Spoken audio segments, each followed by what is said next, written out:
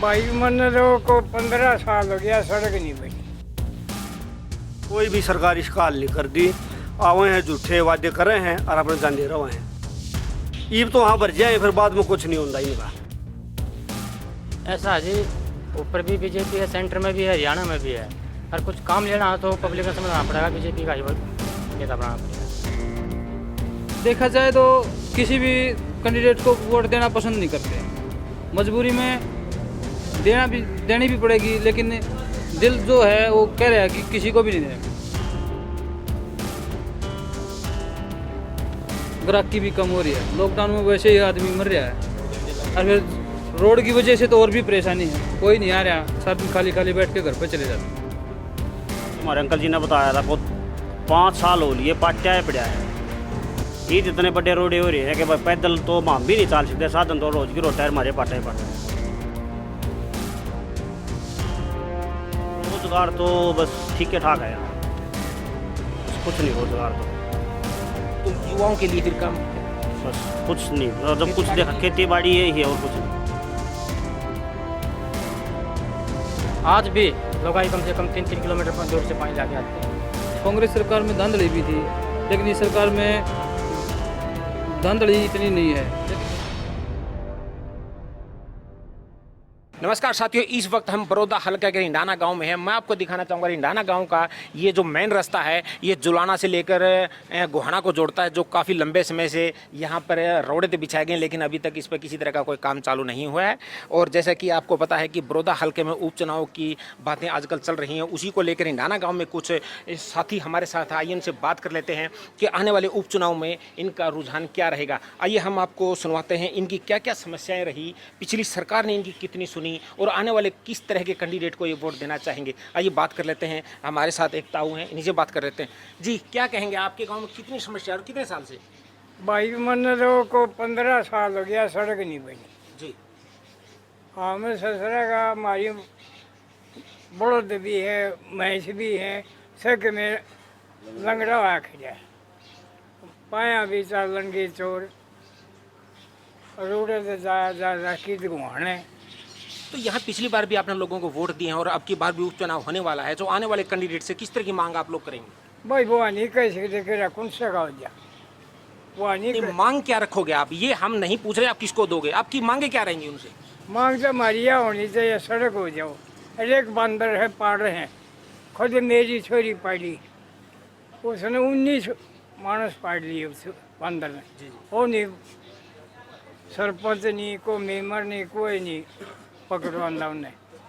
तो आपने इसकी शिकायत कभी की उच्च अधिकारी को, किसी को? भाई पहले बार करी है इसकी बंदर आएंगे जो। तो ये थे अपने साथ एक बुजुर्ग के अपने विचार, जिन्होंने बताया कि काफ़ी लंबे समय से समस्या को झेलना पड़ रहा है। एक और युवा साथी हमारे साथ है, बात कर लेते हैं। जी, क्या कहेंगे, आप यहाँ किस तरह की समस्या है अब तक? समस्या तो बतेरी है गाँव में, जैसे रोड की समस्या है, निकासी गाँव की निकासी की समस्या है, पानी की पीने पानी की समस्या है। और आई सरकार के लिए यही उम्मीद करा हाँ, बस सरकार को बढ़िया ही आओगी, हमारी समस्या का हल करेगी। कोई भी सरकार इसका हल नहीं कर दी। आवे हैं झूठे वादे कर रहे हैं और अपने जाने रहे हैं। पिछली बार यहाँ से कांग्रेस का उम्मीदवार यहाँ से आपने चुनाव करके भेजा था, तो क्या रहा आपकी कुछ समस्या? उस दौरा जावा हाँ, अनु कदम आई तो चल दिए नहीं, वो भी अपना किमें नहीं कराया उसने भी। तब जैसे कि आपके उपचुनाव आने वाला है, तो क्या लगता है आपको किस पार्टी का ज़्यादा दबदबा यहाँ रहेगा? फिलहाल तो वैसे वो दबदबाव तो भाई ऊपर भी राज है, बीजेपी का शायद उम्मीदवार भी बन जाए, ऊँची बेशक है। अरे इससे की आशी भी लाई रहे। हाँ, अब जैसा कि चुनाव है, नेता आपके गांव में आएंगे, तो आप किस तरह की मांगे उनके आगे रखोगे? मांग तो ये रखेंगे, पिछली है जो इब्ती आज तक पूरी नहीं हुई है, पीने का पानी, गांव की निकासी का, भैया रोड है जो, ये है 2-3। जब वोट गिरा अगले ये पहले अपनी डिमांड धराएंगे, ईब तो वहाँ भर जाए, फिर बाद में कुछ नहीं होता इनका। एक और युवा हमारे साथ हम बात कर लेते हैं कि इनकी किस तरह की समस्याएं और क्या मांगे इनकी रहेंगी आने वाले दिनों में, क्या कहेंगे? नमस्कार भाई साहब, मैं तो यही कह रहा हूँ कि जो ये रोड है ना, इसको 3 साल हो गए ऐसे ही है। ये इसको ठेकेदार था तो इसका माल भी उतार ले गया, ये रोड डाल गया। इसमें पब्लिक की बहुत परेशानी हो रही है। मेरे गाँव की परेशानी नहीं है ये यहाँ से लेकर लिजवाना वाली नहर से लेकर और उधर गोहाना तक की परेशानी है। ये 18 किलोमीटर की परेशानी है। ये मेरे गांव की परेशानी नहीं है। जैसे कि एक बार गोहाना को जिला बनाने की बात का भी जिक्र इस सरकार में उठा था, तो क्या कहेंगे आप? देखो ऐसा है, गोहाना जिला बन जाए तो अच्छा है, हमारे लिए तो ठीक है, क्योंकि सोनीपत जाओ हम गोहाना काम बनेंगे हमारे तो। बाकी हम सरकार का धन्यवाद कराएंगे अगर जिला बना देती है तो आपके यहाँ से अब चुनाव, जैसे उपचुनाव होने वाला है, तो किस सरकार का दबदबा ज़्यादा मानते हो? ऐसा है जी, ऊपर भी बीजेपी है, सेंटर में भी है, हरियाणा में भी है। अगर कुछ काम लेना हो तो पब्लिक ने समझना पड़ेगा, बीजेपी का ही नेता बनाना पड़ेगा जी। तो अगर बीजेपी का नेता बनाएंगे तो कुछ काम हो सकता है। मान ले ऑपोजिशन तो पहले 11 साल कृष्ण उड़ा रहा है यहाँ, काम करने के लिए जा रहे थे, तो उसने कहा कि भाई मेरी सरकार नहीं है, मैं अकेला विधायक हूँ, मैं क्या क्यों।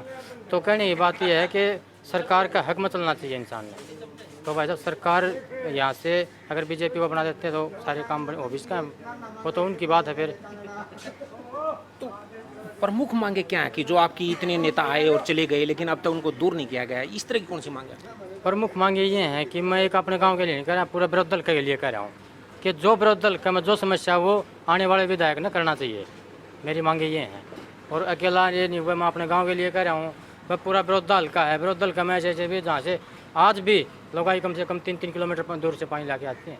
जैसे कि मैं दूर की निकलवाता, ये आड़े है गढ़वाल से कोड़ा रोड पर रखा है, 1.5-2 किलोमीटर है, वहाँ से पानी लेके आती है लोग भाई। कम से कम ऐसा तो हो घर घर पानी हो। अब जैसे मैं अपने गांव की बताऊं, मैं तो अपने गांव में देखता हूं, जैसे कि गांव में पानी गलिया में चल रहा है, उन आदमियों ने भी समझना चाहिए पानी यूज करो, उसको बंद कर दो। तो आने वाले इलेक्शन में ये मांगे आपकी प्रमुख रहेंगी नेता? बिल्कुल जी।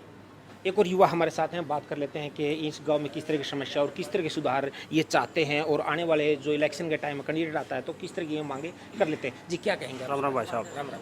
ये रोड की समस्या भाई साहब सबसे ज़्यादा तो सारे तो जो साधन है कि मैं भी कहूँ भी तो दुकानदार हाँ कि मैं सामान लेने जाऊँ, राह में टायर पाट जाऊँ, तड़के जाऊँ, दोपहर आगे बढ़ा। सबसे ज़्यादा समस्या तो यह है हमारी। कितने साल से आपका रोड? यो रोड कम से कम हमारे अंकल जी ने बताया था को 5 साल हो लिए पाटिया पड़ा है। ये इतने बड़े रोड हो रहे हैं कि भाई पैदल तो हम भी नहीं चल सकते, साधन तो रोज की रोड टायर मारे पाटे पाटे। जैसे कि अगर हम बात करें यहाँ से कांग्रेस का पिछली बार जो विधायक था और आपके रोहतक भी नज़दीक पड़ती है, तो किस तरह में आपके कितने काम उससे काम तो भाई साहब हमारा आप भी देख रहे हो, ये रोड में पड़ा है कुछ बहुत से, आप गांव में घूम लो सारा पानी पूनी सारा बढ़िया ही नहीं होया ही नहीं काम। तो 15 साल से मान लिया कांग्रेस का बनकर जा लिया भाई, वही बात वो कह दे भाई ऊपर हमारी सरकार नहीं। अगर हम युवाओं की बात करें रोजगार को लेकर, क्योंकि आपका जो इलाका है ये शहरों से ज़्यादा दूर पिछड़ा हुआ इलाका माना जा रहा है, तो रोजगार के बारे में क्या कहेंगे आप? बस अब रोजगार तो बस ठीक ठाक है यहाँ, बस कुछ नहीं रोजगार तो युवाओं के लिए फिर काम क्या? बस कुछ नहीं, और जब कुछ देखा खेती बाड़ी यही है और कुछ नहीं, और कुछ नहीं दिखाई दे रहा बस। एक और युवा हमारे साथ में बात कर लेते हैं कि इनकी मांगे क्या रहेंगी, क्या मानते हैं? आपके इलाका काफ़ी पिछड़ा हुआ है और कुछ युवाओं ने बताया कि यहाँ रोज़गार जो है उसकी भी दिक्कतें आ रही हैं। नमस्कार सर, ये तो सर बात ऐसी है कि इसमें रोजगार के लिए तो एक मिनट रहे, सरकार ने भी जो बीजेपी की सरकार है इसमें भी बतेरी कोशिश रही है, पढ़े लिखे युवा आगे भी निकले हैं बीजेपी की सरकार में। जैसे डी ग्रुप की भर्ती थी, इसमें सब बंदे जो अपने लायक थे उन्होंने अपने टेस्ट पास करके काबिल भी हुए हैं, मतलब टेस्ट पास करके अपने आप दम पर खड़े भी हुए हैं। कांग्रेस सरकार में धांधली भी थी, लेकिन इस सरकार में धांधली इतनी नहीं है, लेकिन जो ग्रामीण क्षेत्र का काम है वो नहीं हो पा रहा है। जैसे रोड हमारे गांव को ले लो, रोड है, बीपीएल परिवार हैं जिनके मकान बनने थे वो मकान नहीं बन रहे आज तक। जो कोटा जो आना था चाहिए था सरपंच के खाते में, आज तक वो भी नहीं आ रहा है। जब जो कोटा होगा वही काम होगा, सरपंच घर से थोड़ी लगा होगा। जैसे ये ग्राम यहाँ पे थोड़ा दूर पे एक प्रेस है, पिछले कुछ दिनों से बंद पड़ी थी, वो 2 साल के करीब। अब जैसे ये चुनाव आया है उसमें अभी चढ़ाई शुरू हो गई है, पहले किसी ने नहीं पूछा। 3 साल से रोड है, ये टूटा पड़ा है। हम जैसे दुकानदार हैं, हमने भी परेशानी है, सामान लेने जाना उसमें टायर पटा है, ग्राहकी भी कम हो रही है। लॉकडाउन में वैसे ही आदमी मर रहा है, और फिर रोड की वजह से तो और भी परेशानी है, कोई नहीं आ रहा, सारा दिन खाली बैठ के घर पे चले जाते हैं। तो अब जैसा कि आपके यहाँ उपचुनाव कुछ दिन के बाद होना है, तो किस तरह की कैंडिडेट को आप वोट देना पसंद करेंगे? या देखो सर, देखा जाए तो किसी भी कैंडिडेट को वोट देना पसंद नहीं करते, मजबूरी में देनी भी पड़ेगी, लेकिन दिल जो है वो कह रहा है कि किसी को भी नहीं देना। बीजेपी सरकार ने भी आगे नहीं देखा, क्यों? अब कहें कि यहाँ का विधेयक नहीं है, एमपी भी बना के हमने भेजा यहाँ से रमेश कौशिक को, उसने क्या किया? सबसे बड़ी सरकार तो वही है, उसने तो कदे आगे झाँके तक नहीं, चाहो तो कुछ भी कर सका था हमारे लिए। और कांग्रेस ने कितना करा?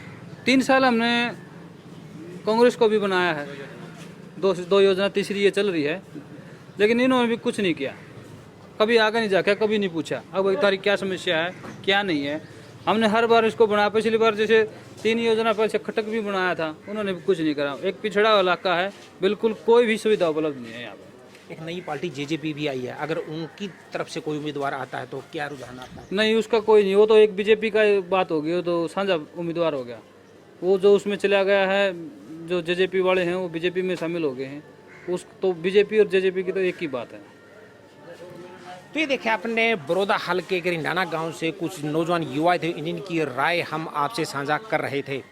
पंजाब केसरी टीवी के लिए विजेंद्र सिंह।